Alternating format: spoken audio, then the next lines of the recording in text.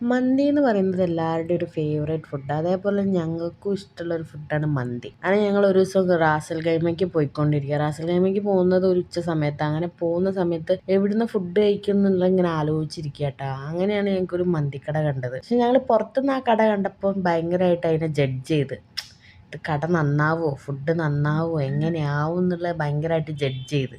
അങ്ങനെ അതിൻ്റെ ഉള്ളിൽ കയറിയപ്പോൾ അടിപൊളി സെറ്റപ്പ്, അടിപൊളിയായിട്ട് അവർ സെറ്റൊക്കെ ചെയ്തിട്ടുണ്ട്. ഭയങ്കര ആംബിയൻസ് ഒക്കെ ഉള്ളൊരു മന്തിക്കട. അങ്ങനെ ഞങ്ങൾ ഇരുന്ന് ഫുഡൊക്കെ ഓർഡർ ചെയ്ത് ഫുഡ് വന്നു. മട്ടൻ മന്തി ആയിരുന്നു ഞങ്ങൾ പറഞ്ഞിട്ടുണ്ടായിരുന്നത്. അടിപൊളി ഫുഡ് പറഞ്ഞാൽ അടിപൊളി ഫുഡ്.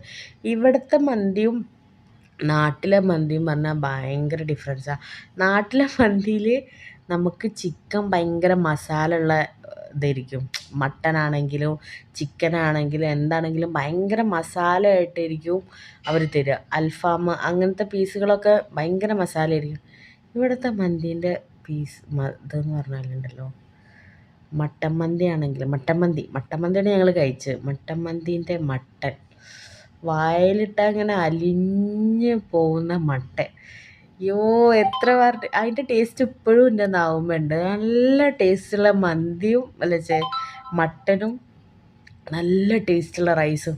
ഒരു റൈസിനകത്തുണ്ടല്ലോ കുറേ കിസ്മിസും കാഷ്യും കിസ്മിസും ഒക്കെ ഇട്ടിട്ട് ഭയങ്കരമായിട്ട് അടിപൊളിയായിട്ട് അവർ ഗാർണിഷ് ചെയ്തിരിക്കുന്നത്. അപ്പോൾ ഞങ്ങൾ വിചാരിച്ചു ഇത് കടിച്ചിട്ട് കഴിക്കാൻ പറ്റില്ലല്ലോ എന്ന്. പക്ഷേ അത് കുഴച്ചിങ്ങനെ കഴിക്കുമ്പോണ്ടല്ലോ ആ റൈസ് തന്നെ കഴിക്കാൻ തന്നെ സൂപ്പറാണ്.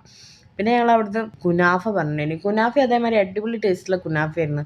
ഭയങ്കര വാവായിട്ടുള്ള ഫുഡായിരുന്നു ഞങ്ങൾ അന്ന് കഴിച്ചത്. അപ്പോൾ ആ ഫുഡിൻ്റെ ടേസ്റ്റ് എത്ര പറഞ്ഞാലും മതിയാവില്ല. അത്രയും നാവിൻ്റെ തുമ്പത്തുള്ളൊരു ടേസ്റ്റാണ്.